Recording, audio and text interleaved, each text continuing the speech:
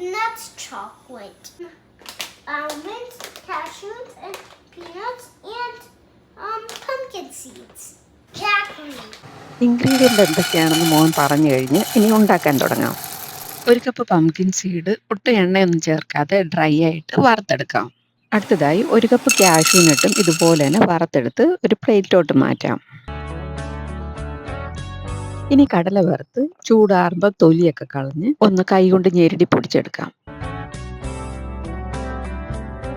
ഇനി ഈ വറുത്ത് വെച്ചിരിക്കുന്ന കാഷ്യൂനട്ട് ഞാൻ കത്തി കൊണ്ടൊന്ന് ചെറുതായി രണ്ടായിട്ട് മുറിച്ചെടുക്കുന്നുണ്ട്.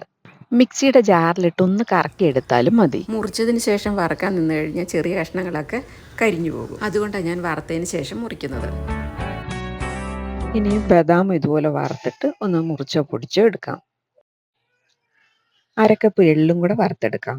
എള്ള് വറക്കുമ്പോൾ മുരുമുരാന്ന് പൊട്ടി വരുമ്പോഴേക്കും പാനിൽ നിന്ന് മാറ്റാം. അവസാനമായി ചിയാ സീഡൂടെ വറുത്തെടുക്കാം.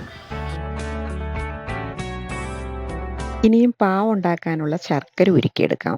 7 കഷ്ണം ശർക്കരയിലോട്ട് അരക്കപ്പ് വെള്ളം ഒഴിച്ച് ശർക്കര ഒന്ന് അലിഞ്ഞു വരുമ്പം അരിച്ചെടുക്കാം.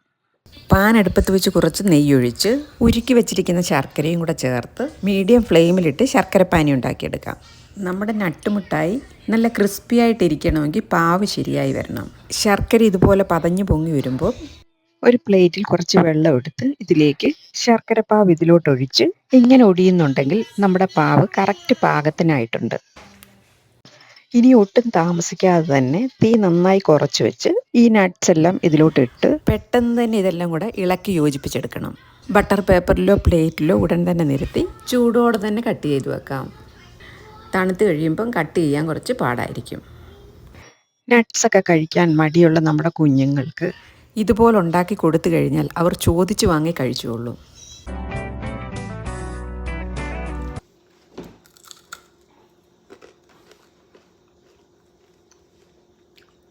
നല്ല കറുമുറാന്നിരിക്കുന്നുണ്ട്.